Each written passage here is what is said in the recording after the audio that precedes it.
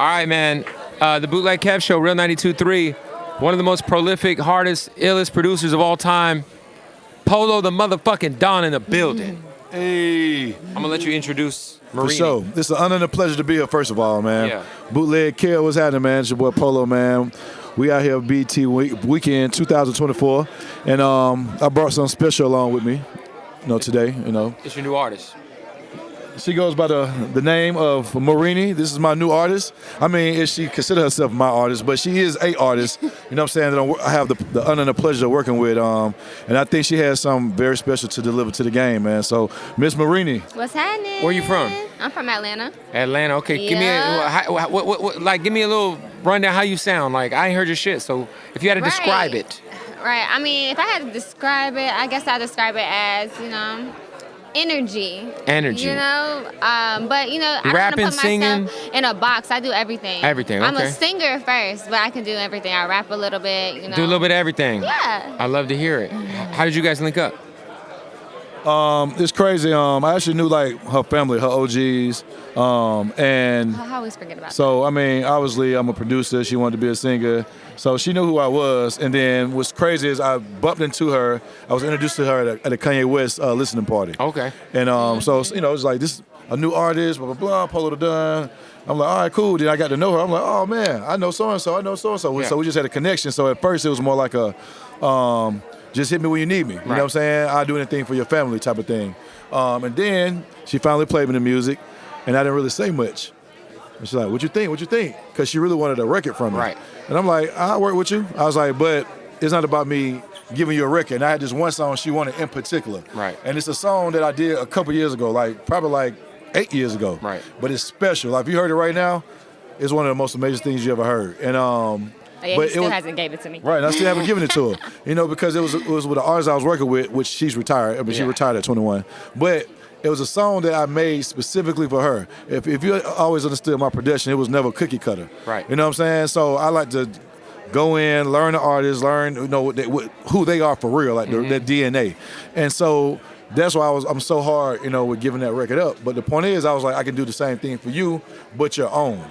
And it's gonna take the process. So it took a while, but she finally kind of came back to me, was like, I'm down to go through the process. You know what I'm saying? Which is, we're gonna start on a bunch of ideas. I always let the artist lead at first, right? Let me see what you got. Go in there, give me your best vocals, give me your ideas to this beat, give me your ideas to this this whatever subject we're gonna talk about, and then I start to peel back, or I start to just, shape it. Right. And so now I feel like we made a body of work that is that of hers. Fire. So much that song that was like the greatest song ever, she ain't even mention it. Oh yeah, I don't And it ain't on mention it there. anymore because I understand that what he's doing is curating something special.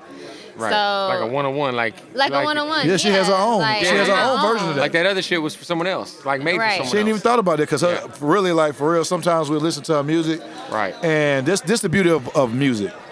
Like, no matter how much you do it, you can still be surprised. You can surprise yourself. And when you love music the way I love it, it's almost like spiritual, right? And so we've sometimes played songs back and I'm like, wow, man, I can't even believe I did this. It's still like an out-of-body experience for me. Like, even this late in the game, it's like, damn, I can't believe we did this. I can't believe that's you. And that's what I know is really like something special. Like, when we shoot a visual sometimes, or we make a song or record it, I'm like, wow, I can't even believe that's you. Like, Right. And she had this, one day she was like, I surprised my damn self. You know what I'm saying? Fire.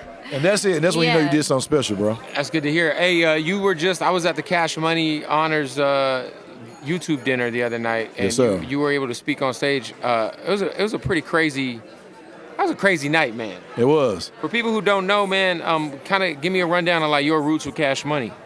Man, Cash Money, they kind of played a huge role in my career from the beginning. Like I said, my journey just started. I was trying to be a rapper back in the day, and Cash Money had just started taking off. They weren't even all the way popping yet. Right. But Atlanta, one of those markets where you break through. Like, you do. It's like a part of the Chitlin circuit, and then people come through because Atlanta's like one of the biggest urban markets that can break you out of your small market into a bigger market. Right. And so they were doing their promo runs, and I had heard Juvenile, and I heard Baby and Manny Fresh, Yeah. big timers. Yep. And so I was just a fan. I was like, they sound different. They accent. I had never heard beats like that. Besides bounce, I was familiar with DJ Jimmy. Right. So I could hear like that bounce. And so anyway, we hooked up, and I wanted to do a record with him. And Baby was the one that kind of was like, he was like the face, Right. you know, on the rap scene. Not the, For not, sure, he not, was rapping his ass correct. off. Yeah, I ain't talking about like as the CEO. Right. No, he was an artist. Correct. Yeah. He was the artist. So we did a song with him, and so we did a song with him. We did a song with Juvie. This before that he was known as Birdman too. For sure, Yeah. absolutely. So we did a song with Baby, and we did a song with Juvie. Yeah. And but I just saw they had the stretch limo, PT Cruiser, and the way they was rolling, I was like, we had never seen that before, right? Like this bling bling before. Right, bling bling. Before bling bling, right? And so just the way they was rolling, man, I just had so much respect for them, and I knew they were gonna make it. And you know, I was like, yo, baby, how much you gonna charge us, pretty much, you know what I'm saying? And he didn't want no money, man. He said he'd rather have a relationship. He said, man, one day I might need you, you know, later on in life or whatever, man. So go be great. Go make millions, you know what I'm saying, young nigga? You know what I'm saying? Those are the words he used. Yeah. Go make millions. And it's crazy because they were there for me throughout my career. You know what I'm saying? And so I always been there for them as well. I feel like I owe them from day one. And so that's why even in them being honored as legends, you see them embrace me as family. Yeah, you know what I'm saying? It wasn't like a lot of public display of our relationship. Yeah. It was always like behind the scenes. I could pick up the phone, they pick up first call, or they might have, you know, artists. Every time you blow an artist up, man, and I'm saying this with her sitting here, the dynamics change. Right. It's different from them begging you for that record. Right. Now they got records coming from everywhere. From everywhere, And guess what? They might want to go a new direction, a new sound, and all of a sudden, the records that somebody else is offering them are better than the ones you gave them at one point. And that happens in business as well. Yeah. So Cash Money's had those moments, and we all see them publicly go through things with artists. Sure. But I would be working behind the scenes because I understood the family, and I go talk to those artists and be like, man, come on, man, like, we got to bring this shit back together. It's Cash Money, it's family, blah, blah, blah, blah, blah, blah. And I would go through the same thing with my artists. So I was always been those kind of, that kind of positive impact of the industry. You know what I'm saying? Because the industry tried to pull a lot of things apart. And was the dopest thing about Cash Money, I think the takeaway is that it survives all those things that happened to him. You know what I'm saying? Manny Fresh left, I think, first. Yep. You know what I'm saying? And people thought it was over because he was the basis of their sound. He was the sound. He was the sound. Yeah. You know what I'm saying? And they were able to reinvent themselves. And then again, and then again. So that's why, you know, in anything you do, man, it's about loving it because that's the only thing that can get you through, you know, those dark moments, you know, and when it seems like you built something great and then all those things, you know, implode on you. Hey, I gotta just say, because you know, obviously we're doing microwave interviews right now. Yeah. But before you go, I just gotta let you know, man, one of the most underrated hip hop albums of all time is Rich Boy's album. Appreciate First that, bro. album. No, real shit. You produced the fuck out of that album. Thank you, man. And you know what? It was at a time. See, I think the timing is why I wasn't just giving all the accolades it was supposed to get. But that's the point.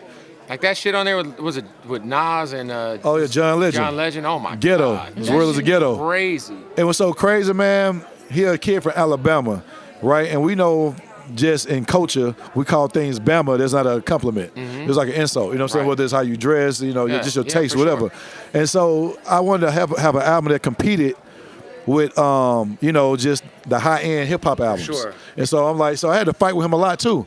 And he man, he's an amazing artist. Obviously, I don't know what's going on with him now, but man, I remember he was dropping mixtapes and shit. Rich Boy, y'all had like that album. I just want to give you flowers for that album. 'Cause I feel like not a lot of people talk about that album. And you're one of the most prolific goats on this beat shit, bro. So I hope one day we could have like a real long form podcast. You know what I'm saying? And chop it up, respect man. So anytime. And respect to you too, man. Yeah, much love, brother. And what's your social media so people can? You can follow me on all social media platforms at autumn_Marini. MARINI. There it is. I accidentally photobombed you guys at the thing. A word? I gotta show you this picture. This shit is hilarious. And I say this, man, you might look at her and, you know, you probably get your own thoughts of what you think the music gonna sound like. But I'll say this, don't let the smooth taste fool you. Hey, look, man, at the end of the day, if you co-signing it, look at me in the background of this photo. Hey, you gotta send me that. I don't even have that photo. That shit hard. Oh, man. But look, Polow, I appreciate you, man. Keep killing it, and I look forward to hearing her project. So, Well, thank you very much. Much Thank respect. All right, let's get a flick real quick. Yes, sir.